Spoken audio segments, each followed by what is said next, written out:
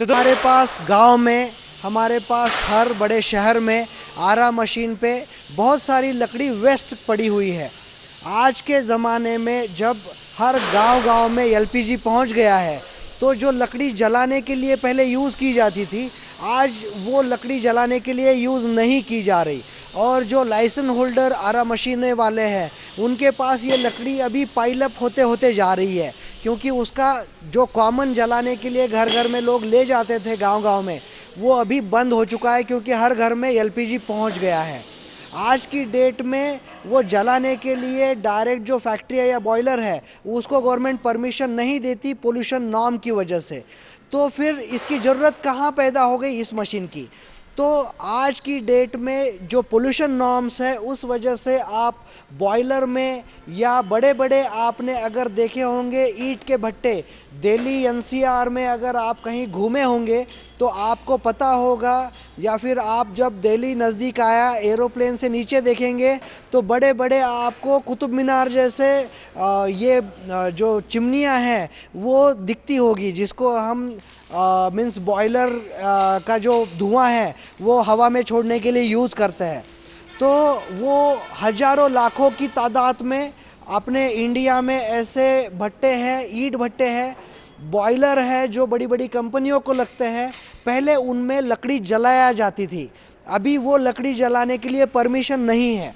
अगर हम ईंट भट्टों की बात करें तो हर दिन ईंट भट्टों को टनों में लकड़ी का बुरादा अभी लगने लगा है। लकड़ी हम जला नहीं सकते, अभी वो ईंट भट्टे को लोगों ने हाई ड्राफ्ट भट्टा गवर्नमेंट ने करने लगाया है, जिससे पोल्यूशन कम होता है।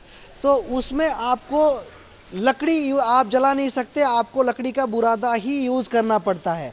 वैसे ही बड़े बड़े जो बॉयलर्स हैं, उन बॉयलरों में आप पहले लकड़ी डायरेक्ट यूज़ करते थे, लेकिन आज की डेट में आपको या तो उसमें ब्रिकेट जो बोलते हैं, लकड़ी की बुरादे की बनी हुई ईंटें, या फिर लकड़ी की बनी हुई बुलेट्स जो रहती है उसे वुड पैलेट कहते हैं।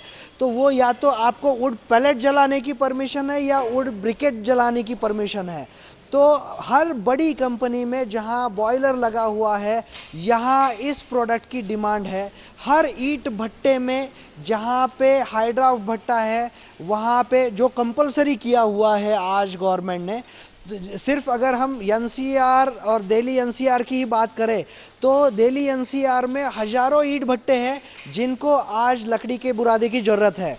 अब लकड़ी का बुरादा जो आरा मशीन पे पहले बनता था, वो तो लिमिटेड ही बनता है, क्योंकि उसको बनने में जो आउटपुट है वो बहुत कम आता है। तो आज की डेट में जो हम बुरादे की बात कर रहे हैं, वो बुरादा इस मशीन से आप बड़ी आसानी से लकड़ी का जो वेस्ट लकड़ी है, या तो आरा मशीन पे वेस्ट लकड़ी हमें मिल रही है, या फिर गांव-गांव में जहां लकड़ी वेस्ट पड़ी है वो लकड़ी यूज़ करके हम इसका बुरादा बना सकते हैं। यकीन मानिए दोस्तों, जब आपका कस्टमर आपके पास आता है तो टनों से बुरादा लेके जाता है। इसमें क्या मार्जिन मिल सकता है वो तो हम ज़रूर बात करेंगे, लेकिन आज जब इस मशीन की नीड इतनी बड़ी है और ये मशीन आप गांव से भी चला सकते हैं, इसी में ये बड़ी मशीन भी आती है, इसको हम सॉडस्ट मशीन बोलते हैं। ये वुड सॉडस्ट मशीन है। इसी में ये दूसरा भी एक मशीन है, ये भी एक वुड सॉडस्ट मशीन है। अभी ये बेल्ट कन्वेयर वाला सॉडस्ट मशीन है। और साथ ही साथ आप ये देख सकते हैं, ये यहाँ पे वुड सॉडस्ट मशीन ही है ये, इसमें भी लकड़ी का बुरादा बनाया जा सकता है। जैसे ग्राहक की नीड हो उस कैपेसिटी का मशीन यहाँ पे बनता है।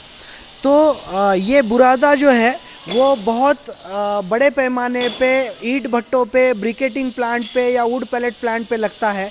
हर दिन अगर हम ब्रिकेटिंग प्लांट की बात करें तो कम से कम 10 टन और ज़्यादा से ज़्यादा 50 टन तक बुरादा परचेज़ किया जाता है, या वो खुद बनाते हैं।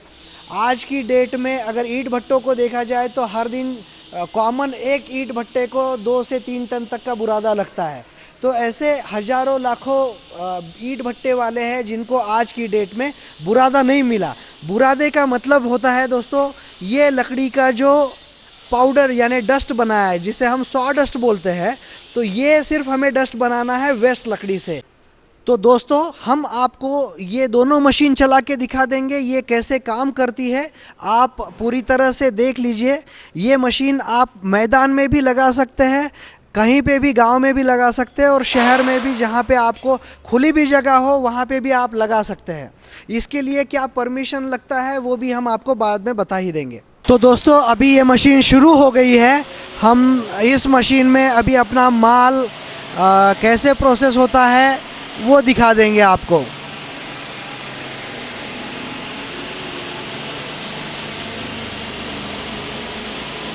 ये जो आप कपड़ा देख रहे हैं वो सिर्फ अभी आपको दिखाने के लिए माल रहे, इसलिए ये कपड़ा लगाया है।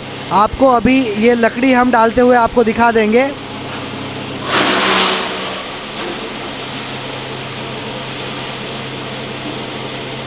ये मशीन में जैसे ही लकड़ी जाता है तो बुरादा बनना शुरू हो जाता है। दोस्तों अभी आप ये देख सकते हैं कि इसमें हम लकड़ी डाल रहे हैं और ये ऑलरेडी बुरादा बन गया है।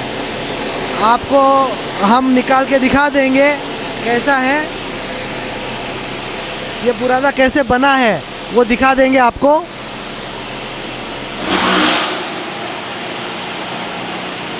तो आप जैसे ही लकड़ी डालते हैं उसका बुरादा बन जाता है दोस्तों, और ये बहुत प्रेशर से बाहर फेंकता है। अभी आप देख सकते हैं ऊपर से बुरादा बन रहा है, और ये अभी आप ये भी दिखा सकते हैं, हम आपको दिखा देंगे कि इसका बुरादा कैसे बना है। तो यहाँ पे हमने इसमें रखा है बुरादा। आप इसमें अभी बुरादा निकाल के जो रखा है वो देख सकते हैं बुरादा कैसे बन गया है। अभी ये जो बुरादा है आपको दिखा रहे हैं हम हाथ में पकड़ के, ये बुरादा बन गया है। अभी हम आपको और एक बार लकड़ी का स्पीड दिखा देते हैं। इधर से लकड़ी डाल दिया, इमीडिएटली वो लकड़ी का बुरादा बनना शुरू हो जाता है। अभी आप देख सकते हैं ये जो लकड़ी है इसका हमें बुरादा बनाना है, और जो मशीन आप देख रहे हैं उसमें ये प्रोसेस हो रहा है, बुरादा बन रहा है। हमें जो लकड़ी हम डाल रहे हैं उसका सीधा सीधा बुरादा बन के सामने आ रहा है। ये जो आरा मशीन पे बुरादा बनता है बिल्कुल वैसा ही बुरादा इस मशीन पे आपको देखने को मिल जाएगा। अभी आपको सिर्फ इस मशीन में बुरादा बनाना है, इसके बाद कोई प्रोसेस नहीं करनी है। आपको लकड़ी डालनी है और लकड़ी का बुरादा बनते जाएगा। जैसे अभी आप देख रहे हैं ये लकड़ी डालते जा रही है और इसका बुरादा बनते जा रहा है।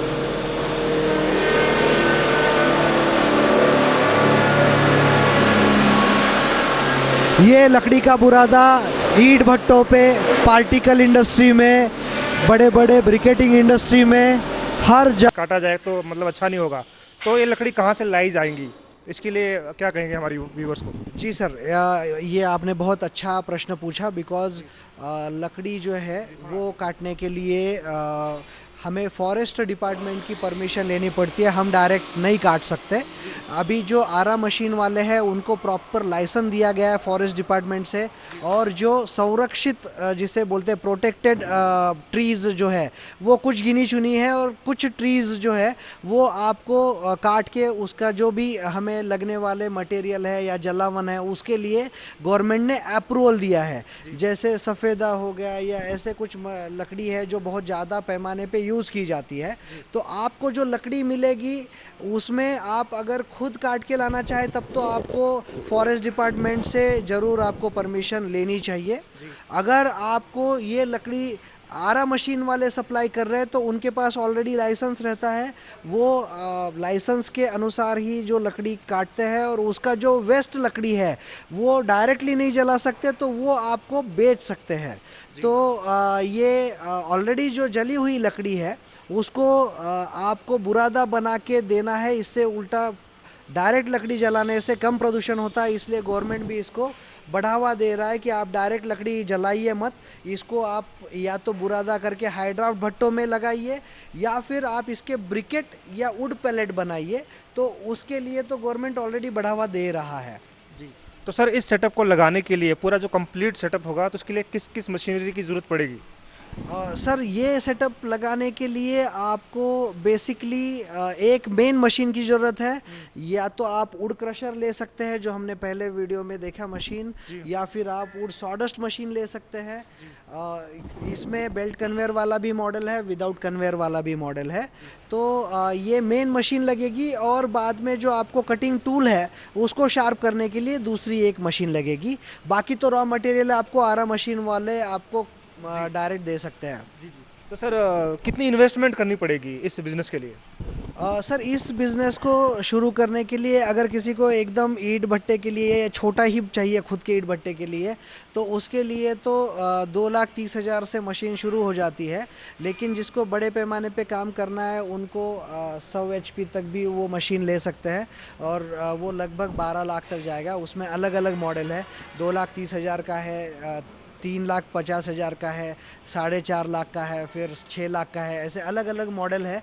आप अगर अधिक इसको जानकारी चाहिए तो आप जो नंबर स्क्रीन पे दिख रहा है उस पर आप व्हाट्सअप कर सकते हैं। उस नंबर पे आप व्हाट्सअप कीजिएगा, आपको पूरी जानकारी मिल जाएगी। सर पावर कंजप्शन कितना होगा और इसके लिए किसी लाइसेंस की ज़रूरत पड़ेगी, ये भी बता दीजिए। सर पावर कंजम्पशन तो मिनिमम आपको जो सबसे छोटी मशीन है वो 15 HP की मशीन है। ये मशीनें आप जो पहले मैंने मशीन दिखाई थी वो आप ट्रैक्टर से चला सकते हैं।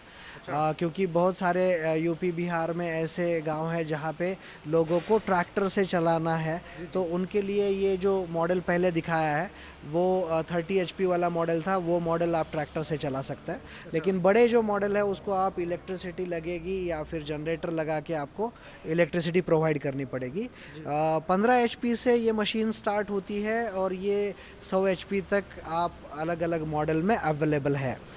इस बिज़नेस को शुरू करने के लिए एक तो आपको MSME का तो लाइसेंस लगता ही लगता है, लेकिन अगर आप खुद लकड़ी काट के खुद बुरादा करना चाहे तो आपको फॉरेस्ट डिपार्टमेंट का लाइसेंस ज़रूर लगेगा।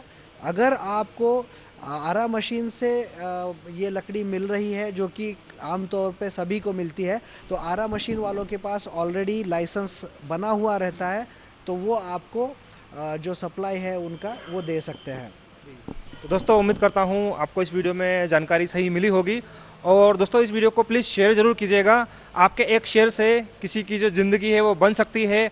और प्लीज़ हमारी वीडियो को लाइक ज़रूर कीजिएगा अगर आपको थोड़ी सी वीडियो पसंद आती है। इस तरह की और भी वीडियोस देखने के लिए हमें सब्सक्राइब करना होगा, जिससे कि आपको टाइम टाइम पर नोटिफिकेशन मिलती रहेगी और आप हर बिज़नेस के बारे में आप जागरूक रहेंगे। बिज़नेस नहीं करना चाहते, एक नहीं करेंगे, पसंद नहीं आता, दूसरा अगर आप सोचेंगे, तो इस तरीके से बहुत सारी हम टाइम टाइम पर वीडियोज़ आपके लिए लाते रहेंगे।